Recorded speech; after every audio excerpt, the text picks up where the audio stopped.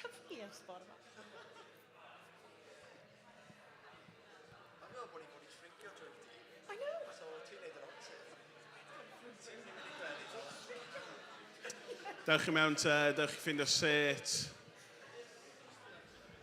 Na. Ni'n dechrau gyda'n gilydd, peidiwch y poeni.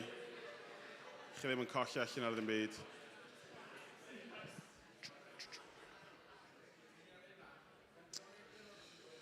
Dwi'n mynd i gwahodd Arfon i fyny wrth i pobl ddod i mewn. Clap i Arfon. Bore da. Woo! Diolch Rhys. Rho funud bach i nhw i ddod mewn. Yn slow yma. Ti eisiau mi ddisgwyl? Come on, wan, pawb i mewn, sgwylwch chi dda. Gyflym. Mae angen bach awdurdod ar y llwyfan yma.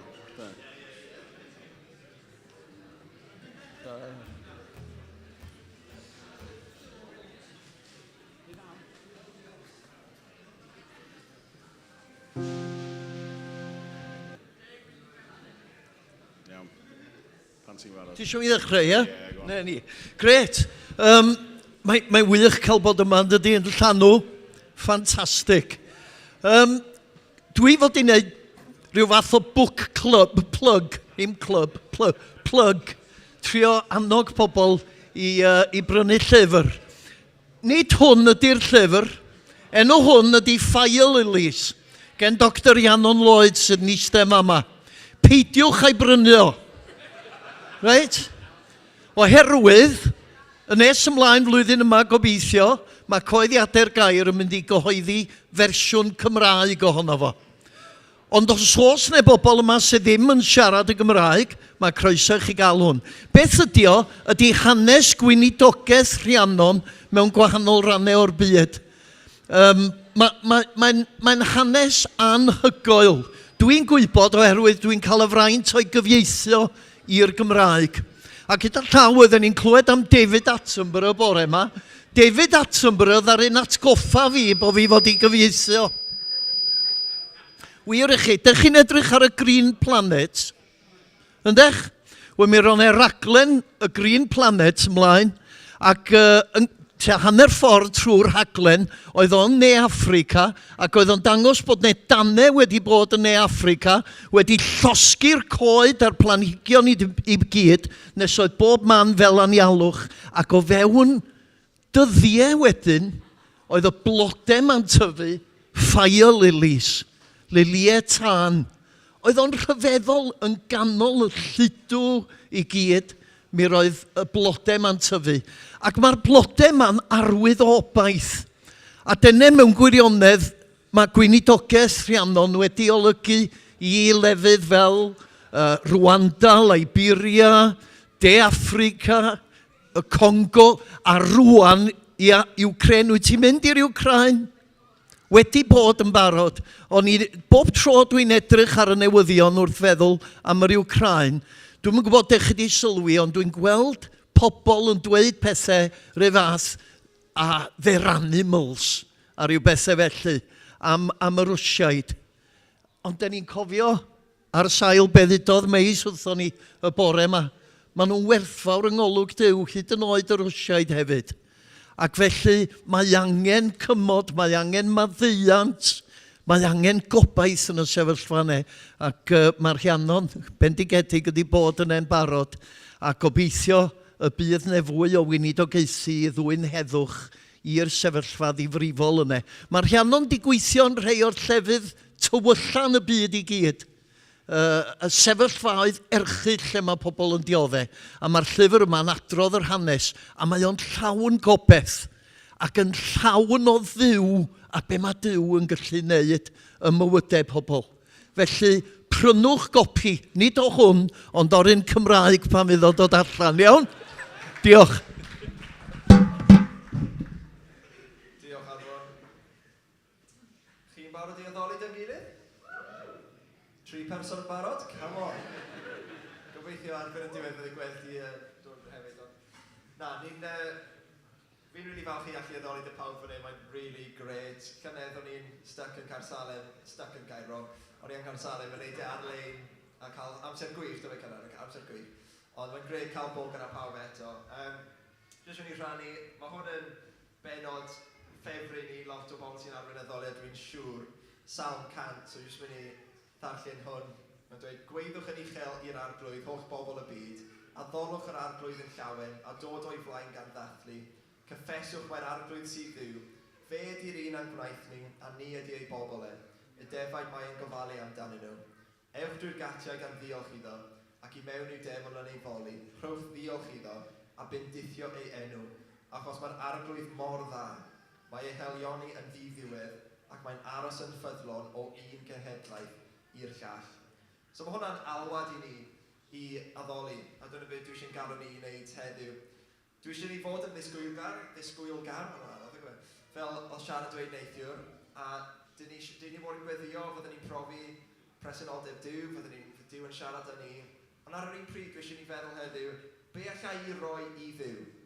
Cos fi allai ni ddod i addoli yn meddwl, be all Dduw roi i fi? Ond dwi eisiau ni feddwl bore yma, be dwi'n gallu roi i Dduw? A dwi eisiau ni cynnig, dim just ein lleisiau, dwi eisiau ni gynnig ein calonau ni bore yma, dwi eisiau ni gynnig ein meddyliau ni, a jyst rhoi popeth i Dduw, achos mae'n deilwng o bob dim, pob rhan ohono ni, mae Duw yn deilwng o'n mawl a'n addoliad bore yma. Felly, mae yna alwad i ni i addoli bore yma. So dwi'n mynd i weddio, a os newch chi sefyll a newn ni addoli, a jyst rhoi clod i Dduw bore yma. Felly diolch i ti Dduw am y cyfle i fod gyda'n gilydd eto. Diolch am y cyfle i addoli ti gyda rhyddid. Bod ni'n gallu dod yn rhydd bore yma.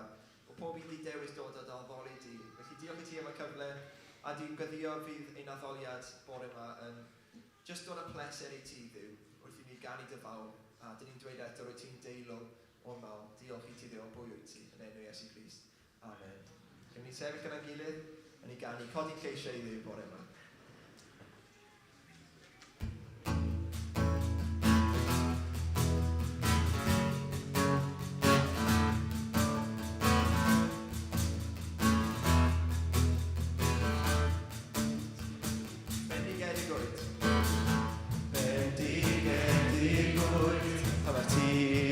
Cynhyrchu'r ffrwyd a digonedd yn llifo'n rwyd bendigedigwydd. A bendigedigwydd pan mae byd fel diffeithwch chi ac yn crwydro'r anialwch cryn bendigedigwydd. Wrth i darllwys dy bendithion can addygol wrth i'r twyrllwch gau amdanam dewis a ddweud bendigedigwydd mae'r clwydd Dduw bendigedigwydd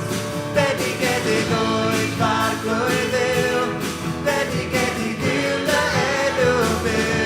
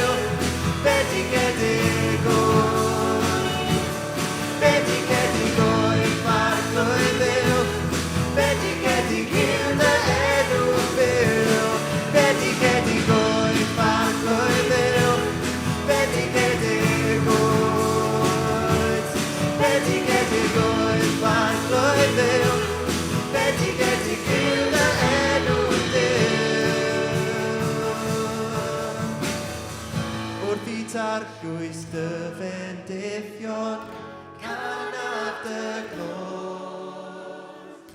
Wrth i'r tywyllwch gau amdanaf, dewis a ddweud, bendigedig ffarglwydd yw, bendigedig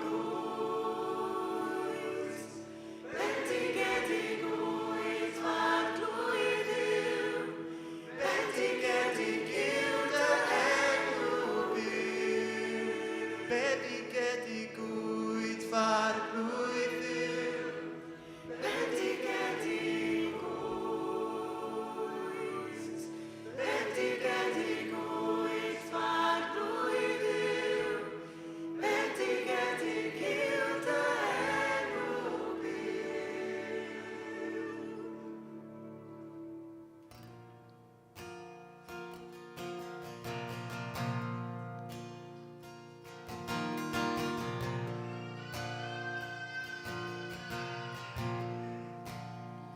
Fydd garaf Ion, dwi'n drigaredd beth yn methu, trwy nyddiau oll, rwy ddiogel yn dy law. O'r un pan rwy'n deffro, nes i mi roi fy mhen i law, fe gana fi, am ddaion i fy mynd. Ar hyd fy oes. Ar hyd fy oes ti sydd yn ffyddlon. Ar hyd fy oes y fi os mor dda. A phob un anados i gen, fe gana fi, am ddaion i mi. Caraf dy lais. Canaf dy lais. Rwyt wedi farwain drwy y fflamau, a dywys nos, rwyt yn nesaf asa fi. Wedi thrafod i fel tân, a thrafod i fel fi. Rwyt wedi byw yn aion i. Ar hyd fy oes. Ar hyd fy oes ti sydd yn ffyddlon. Ar hyd fy oes fe fi os dy mor dda. A phob un anados i gen, fe gana fi, am ddaion i. Ar hyd fy oes. Ar hyd fy oes ti sydd yn ffyddlon.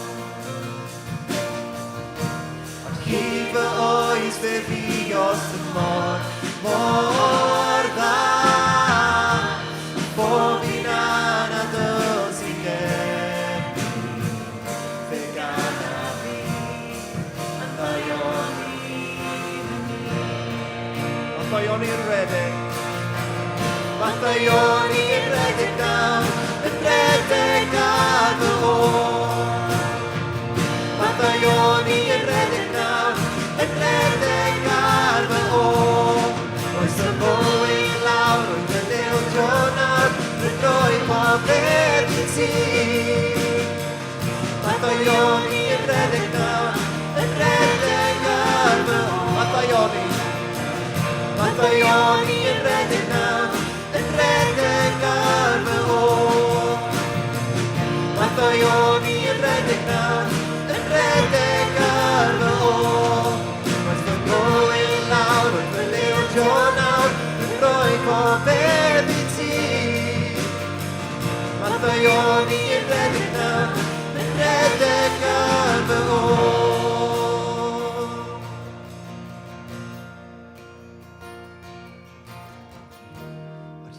Fy oes ti sydd yn ffyddlon.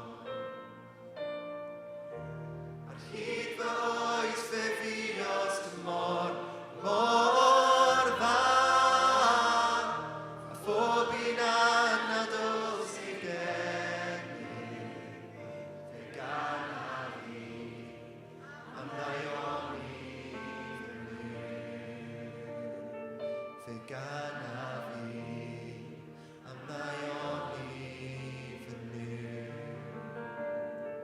fe gana fi am ddaioni Ffrwd. Diolch I ti Dduw am wirionedd y geiriau yna. Ar hyd fy oes, ti wedi bod mor ffyddlon Dduw. Ti wedi'n cario ni drwy bob dim, hyd at heddiw. Wyt ti'n ffyddlon hyd yn oed pan dyn ni'n anifydd Dduw. Ti mor ffyddlon at ni. Ti mor gariadus. A dyn ni mor ddiolchgar. Dyna gyd dyn ni eisiau dweud heddiw. Diolch Dduw am dy ffyddlondeb, am dy ddaioni ato ni. Dyn ni'n heiddi hi Dduw, ond trwy Iesu, dyn ni'n cael gras. Dyn ni'n cael ein bendithio. A dyn ni'n cael profi dy ddaioni a dy ffyddlondeb. Diolch I ti Dduw.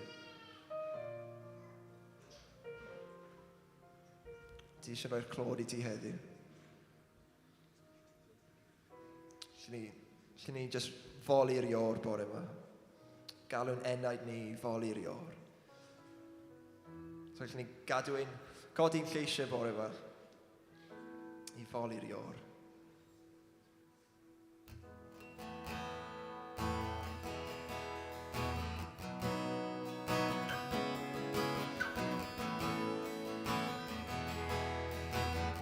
Mol ar ior. Mol ar ior fenai di,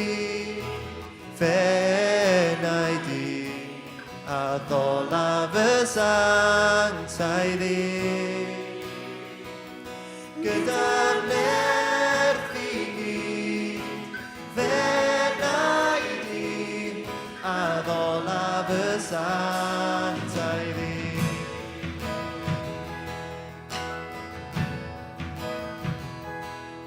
Fe gwyd yr hael, diwrnod newydd waw. Mae'n amser canu dy gan o Dduw. Beth bynnag a ddaw, yr hyn fydd ar fy llwybr.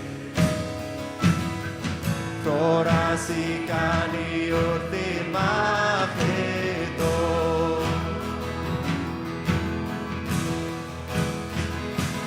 Mol ar ior fenai di, a ddolaf y sanctau ddi. Gyda nerth I gyd, fenai di, a ddolaf y sanctau ddi. O gyfoeth gras. O gyfoeth gras a hyd mor anodd. O enw mawr a thynerwch ai. Dy holl ddaioni rwyf am fyw i'n boli. Mae 10,000 achos yn fy nghyfenna. Gadewch I ni ganu gyda nerth I gyd, mol ar ior. Mol ar ior fenai di, a ddolaf y sanctau ddi. Gyda nerth I gyd, fenai di, a ddolaf y sanctau ddi.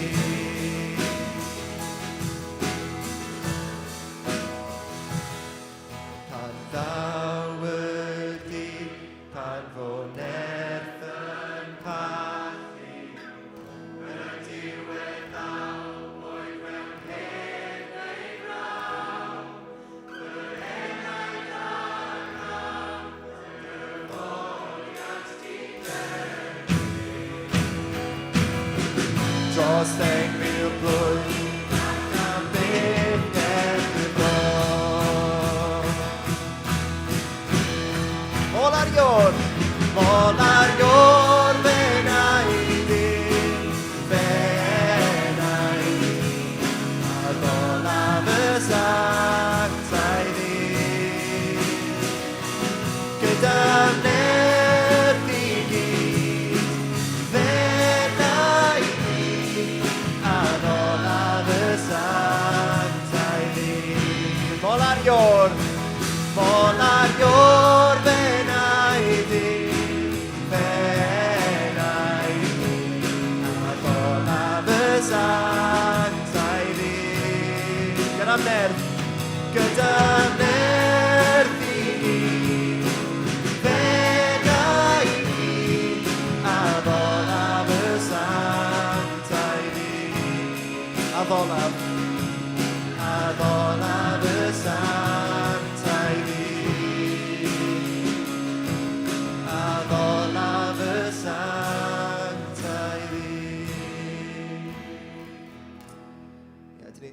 di, y sanctau ddyn o Dduw. Diolch i ti. Ti Dduw mor sanctau. Diolch bod ni'n cael bod yn dy bresenoldeb heddiw. Diolch bod ti yma trwy dy ysbryd glân. A dwi yn gweddio bydd di'n bendithio ein hamser, bendithio rheini sy'n siarad nawr yn union nhw gyda dy ysbryd glân. Siarad trwyddyn nhw.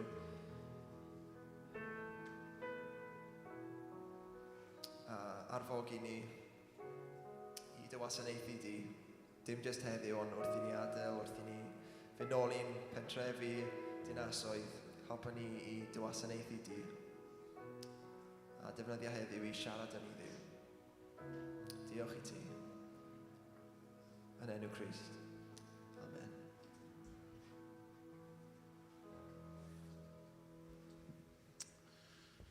Amen, diolch yn fawr. Ar y pwynt yma, dyn ni'n mynd i gwahanu. So aroswch fan hyn os ydych chi eisiau bod yn y cyfres o sgyrsiau byr hefo Anna, Lydia a Cynan.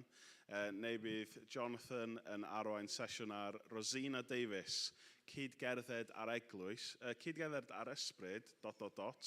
ond nid yr eglwys, ? So lawr ar gwylod y coridor byddwn ni'n mynd gyda Jonathan. So dyma'r amser i symud, just 2 funud bach i chi cael wneud hynny. If you need translation down the corridor, take your headset.